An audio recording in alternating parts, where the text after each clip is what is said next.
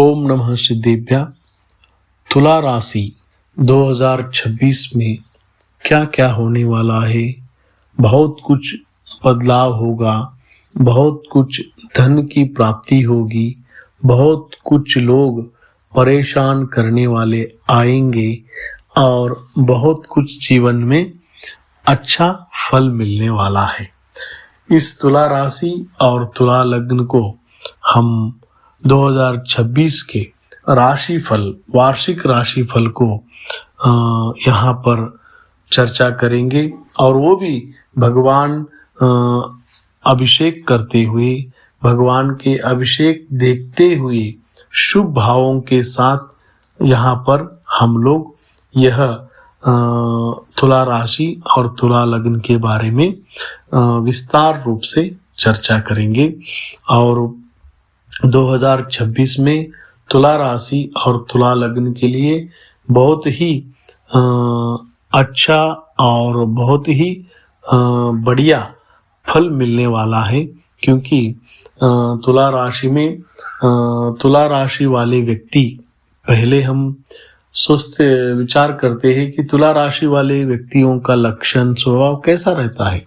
तुला राशि वाले बहुत आकर्षित रहते हैं और जो वस्त्र, आभूषण और आकर्षण के जितने भी वस्तु है इस संसार में, जितने भी वस्तु है उन सभी को बहुत पसंद आता है और उसके लिए खूब वो खर्चे भी करते हैं। बहुत साफ सुथरे रहने वाले, जहाँ पर वो रहते हैं वहाँ पर सब क्लीन रहेगा। वो पहनने वाले वस्त्र हो, आभूषण हो, कोई भी चीज हो, वो बहुत उस चीज को बहुत प्यार से संभालते हैं और उसको बहुत अच्छे से साफ सुथरा रखते हैं। ये व्यक्ति बोलने के लिए बहुत निपुण रहते हैं, बात करने से सभी को अपने ओर आकर्षित करने वाले व्यक्ति रहते हैं। कभी भी एकांत में रहने वाले नहीं है। इनको हमेशा लोगों के बीच में रहना बहुत पसंद है और जितने भी कलात्मक क्षेत्र में हो, चाहे कला हो, साहित्य हो, संगीत हो और जितने भी सेलिब्रिटी हो, फिल्म एक्टर हो, ऐसे जो कलात्मक क्षेत्र में कार्य करते हैं, ऐसे लोग तुला राशि वाले ज्यादातर रहते हैं। यह शुक्र का राशि है। शुक्र भोग और विलास को ज्यादा देता है और तुला राशि वालों का एक विशेष ये है कि यदि वो किसी से बहुत मित्रता बनाते हैं, फ्रेंडशिप बनाते हैं, तो बहुत उनके लिए जान भी देंगे। और यदि कुछ उनसे झगड़ा हुआ, कुछ गड़बड़ हुआ, तो बहुत द्वेष भी करने वाले और शत्रुता करने वाले भी रहते हैं। और कूटनीति में, राजनीति में बहुत ज्यादा इनका रुचि रहता है। और तुला राशि वाले धन, संपत्ति और ऐश्वर्यवान और रूपवान रहते हैं। तो ऐसे तुला राशि का एक कुछ स्वभाव है। और 2026 में तुला लग्न और तुला राशि के लिए प्रारंभ में ही हम शनि ग्रह से प्रारंभ करते हुए राहु, केतु और गुरु और अन्य ग्रह जितने भी हैं उनके बारे में हम यहाँ पर चर्चा करेंगे। जो आपके जीवन में सावधानियां हैं वो बताएंगे, फिर जो उसका सावधान का उपाय है वो बताएंगे, और जो अच्छाई है उसके बारे में हम आगे चर्चा करते रहेंगे। तो तुला राशि में प्रारंभ में ही आपको शनि ग्रह पूरे साल के लिए तुला राशि, तुला लग्न से षष्टम मीन राशि में बैठने वाले हैं। तो मीन राशि में षष्टम में अपने उत्तम और शुभ राशि में शनि ग्रह है और षष्टम में पाप ग्रह शनि होने से आपको कोई उतना तकलीफ नहीं होगी। धन की प्राप्ति होगी, कुछ स्थिर संपत्ति भी आने की संभावना है। उधर थोड़ा दिक्कत क्या करेगा कि जो पेट के संबंध में परेशानियां या फिर पाचन तंत्र, डाइजेशन सिस्टम खराब हो सकता है, या फिर पेट में कुछ ना कुछ रोग समस्या आ सकती है आपको, उसको थोड़ा आप अपने भोजन में और योग आदि करके उसको ठीक आप जरूर कीजिए। और जो शत्रु लोग हैं, आपको जो भी दिक्कत परेशानी कर रहे होंगे, उनका भी समाधान यहाँ पर मिलने वाला है। और इस समय में थोड़ा आप कुछ खरीदने के लिए, गाड़ी हो, घर हो, मकान हो, यदि बैंक आदि से ऋण लोन वगैरह लेना है तो थोड़ा ध्यान रखना चाहिए। ईएमआई हो, लोन हो, उससे थोड़ा बच के रहिए। और जो भी नौकरी कर रहे हैं, जॉब कर रहे हैं, ऐसे लोगों को शनि ग्रह की अपेक्षा आपको अच्छा फल मिलेगा। फिर भी बहुत मेहनत और बहुत परिश्रम आपको शनि ग्रह कराएंगे, और मानसिक और शारीरिक पीड़ा भी थोड़ा आपको हो सकती है, इसलिए ध्यान देना जरूरी है। और शनि ग्रह का जाप और काले कलर और नीले वस्तुओं का दान कीजिए। जहाँ पर मंदिर बन रहा है, जहाँ पर गुरुकुल, आश्रम, स्कूल, कॉलेज, हॉस्पिटल, गौशाला आदि अनेक जो लोक कल्याण के कार्य हो रहे हैं, कहीं धर्मशाला बन रहा हो, तो उधर आपके शक्ति के अनुसार जितना भी दान पुण्य करना हो तो अवश्य आप कीजिए। उधर जाके कई लोग बहुत गरीब रहते हैं, कुछ दान वगैरह कर नहीं पाते, तो ऐसे लोग उधर जा करके, जो उधर धार्मिक स्थलों पर गुरुजन है, भगवान जी है, तो उधर आपका सेवा जो भी होता है उधर समय दे करके उधर सेवा दीजिए। उससे भी आपको शनि ग्रह का उत्तम फल की प्राप्ति होगी। आगे फिर 2027 में जो जून में शनि ग्रह मेष राशि में प्रवेश होने वाले हैं, तो 2027 के प्रारंभ से ही थोड़ा कुछ ना कुछ जीवन में बहुत बदलाव, जीवन में कुछ ना कुछ ऐसा परिवर्तन, स्थान परिवर्तन हो सकता है। आपके पद प्रतिष्ठा में कुछ ना कुछ दिक्कत हो सकती है, क्योंकि शनि नीच राशि में आकर के तुला राशि को ही देखने वाले हैं। तो उधर कुछ ना कुछ उस समय में नवंबर, दिसंबर, जनवरी, फरवरी में कुछ ना कुछ शनि ग्रह के लिए कम से कम हो सके तो 1008 जाप कीजिए, और रोज कम से कम 9 बार 27 बार जाप करते रहिए। और शनि ग्रह का जो तिल है, तिल का दान, काले तिल का दान रोज मिठाई के रूप में मंदिर में चढ़ाइए, गायों को खिलाइए, या किसी गरीब लोगों को आप जरूर दीजिए। इससे भी अच्छा फल मिलेगा, क्योंकि सप्तम में आने से थोड़ा जीवन में क्या होता है, जीवन जो अच्छे से चल रहा था वो एकदम से थोड़ा ब्रेक लग जाता है।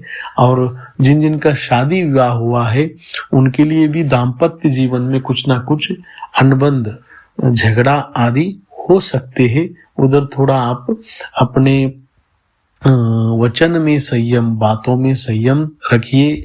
आपके व्यवहार में कुछ ना कुछ संयम रखिए। ज्यादा बोलना नहीं चाहिए, मौन रहिए, और ज्यादा गुस्सा आए तो मौन रहिए, उससे आपको अच्छा फल मिलेगा।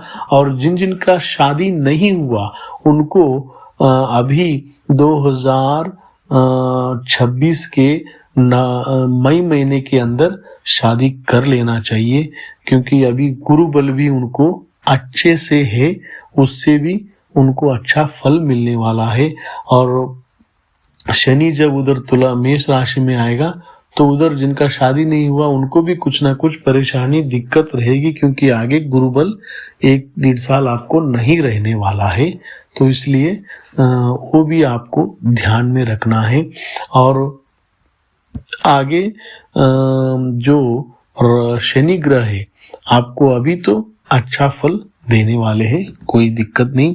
और उसके बाद जब राहु और केतु का हम लोग यहाँ चर्चा करेंगे, तो राहु आपके वर्ष के 2026 के वर्ष के प्रारंभ में ही पंचम भाव में और कुंभ राशि में रहेंगे, और केतु ग्रह जो है लाभ स्थान में सिंह राशि में रहेंगे। वो जो केतु ग्रह लाभ में बैठे हैं वो आपको, यदि किसी के जीवन में केतु की महादशा या अंतरदशाओं में केतु ग्रह चल रही है, तो उनके लिए बहुत सुवर्ण अवकाश, गोल्डन पीरियड रहेगा। धन दौलत ऐश्वर्य की बरसात उनके जीवन में जरूर केतु ग्रह करने वाले हैं। यदि दशा अंतरदशा में नहीं है फिर भी आपको केतु ग्रह कुछ ना कुछ लाभ जरूर कराएंगे और आपके जीवन में कुछ अच्छे परिवर्तन वह केतु ग्रह जरूर करेंगे। और राहु ग्रह जो पंचम में बैठे हैं उतना फलकारी नहीं है। अभी फिलहाल गुरु ग्रह की राहु ग्रह के ऊपर दृष्टि है, इसलिए उतना कुप्रभाव भी नहीं डाल रहे हैं। और जो विद्यार्थी गण है उनको थोड़ा राहु ग्रह के बारे में जाप अनुष्ठान करे या फिर स्वयं विद्यार्थी छात्रगण करे, बहुत बढ़िया है। और यदि नहीं कर सकते हैं तो कहीं ना कहीं आप उसका आपके मम्मी पापा या फिर कोई मंदिर में या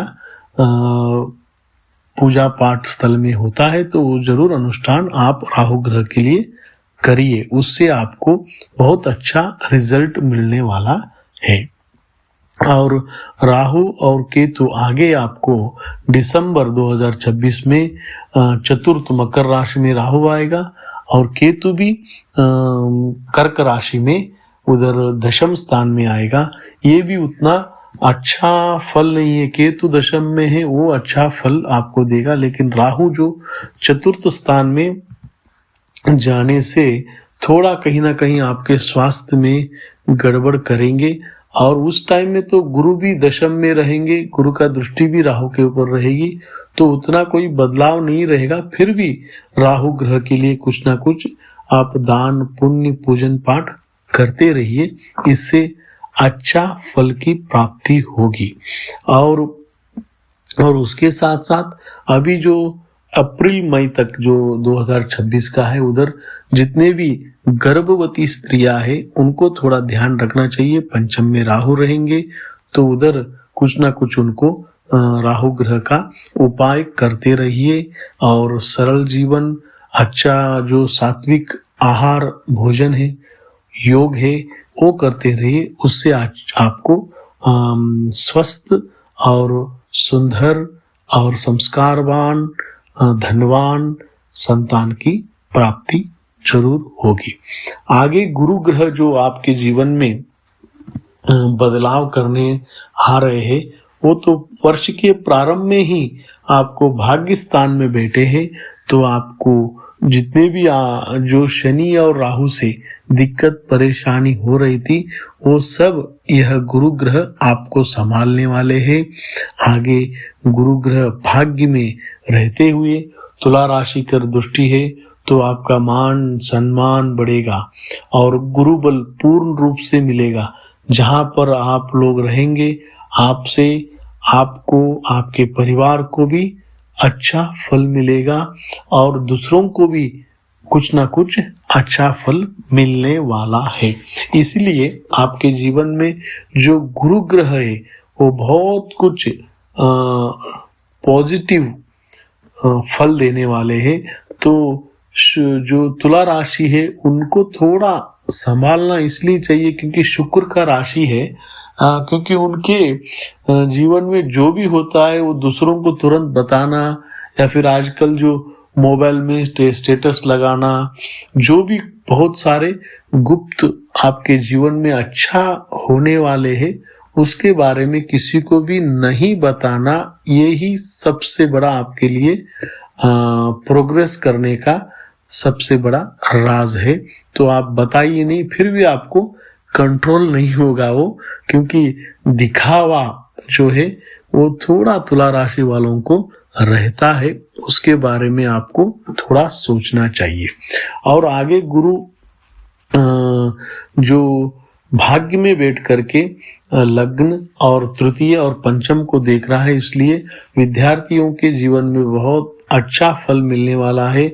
जो उनके जीवन में IAS IPS बनने वाले हैं, UPS बनने वाले, KS बनने वाले, या फिर आपके राज्यों का जो जो बड़े बड़े एग्जाम होते हैं या फिर देश के बड़े बड़े एग्जाम होते हैं उसमें आपको भाग लेना चाहिए, उससे आपको बहुत अच्छा रिजल्ट मिलने वाला है। उसके लिए थोड़ा राहु का शांति कीजिए, बाकी आपको बहुत अच्छा फल भी मिलेगा। और गुरु 2026 मई के बाद जून में फर्स्ट वीक में कर्क राशि अपने उच्च राशि में प्रवेश करेंगे। जिस प्रकार ज्योतिष शास्त्र में कहा है, गुरु जब केंद्र में रहता है तो वो भी दशम स्थान में गुरु, जिस प्रकार जंगल में लाखों की संख्या में पशु पक्षी प्राणी रहते हैं, लेकिन शेर को सभी डर जाते हैं, तो इसी प्रकार दशम में गुरु, वो भी कर्क राशि का, ये सिर्फ तुला राशि वालों के लिए ही मिलता है। बाकी किसी राशि को भी ये भाग्य, ये सौभाग्य प्राप्त नहीं होता। तुला राशि वाले दशम में गुरु कर्क का होता है और उधर ही गुरु प्रवेश होने के कारण उच्च राशि को प्राप्त होता है और केंद्र का पूर्ण फल मिलने से आपको एक तरह से राजयोग का भी योग बना देता है। और वो अपने द्वितीय स्थान और चतुर्थ स्थान और छठवें स्थान को देखने से, द्वितीय स्थान को देखने से आपने घर में, परिवार में, धन संपत्ति में अभिवृद्धि होगी। कुछ ना कुछ नया वस्तुएं आपको प्राप्त होने वाली है और ज्यादा से ज्यादा यात्रा आप करेंगे। देश विदेश के लेन देन में भी बहुत प्रॉफिट आपको मिलने वाला है। लेकिन इधर सावधानी क्या है, आप किसी के ऊपर भी विश्वास नहीं करना। वही लोग आपको जरूर गिराने का सोचेंगे और गिराएंगे भी, इसलिए वो बात को आपको ध्यान में रखना है। और चतुर्थ में स्थान में देखने से जो भी माता पिता है और जो बुजुर्ग लोग हैं, उनके स्वास्थ्य में सुधार आने वाला है और धन संपत्ति का अभिवृद्धि होने वाला है। और छठवें स्थान में जो शनि ग्रह कुछ अशुभ फल देने वाले थे, वो गुरु ग्रह की दृष्टि से शनि ग्रह उधर आपको उत्तम फल देने वाले हैं।